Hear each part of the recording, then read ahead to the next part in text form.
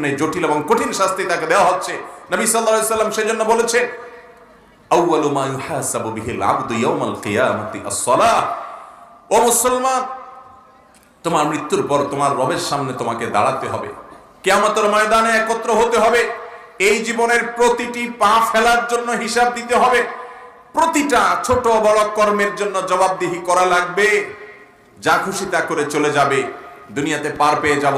তুমি মনে করছো কেউ তো বাধা দিচ্ছে না, কই নামাজ না পড়লেও তো কোনো অসুবিধা হচ্ছে না, কই কোনো খারাপ কাজ করলেও তো পার পাওয়া যাচ্ছে, ফাঁকি ঝুঁকি দেওয়া যাচ্ছে, মানুষের চোখে ধুলি দেওয়া যাচ্ছে।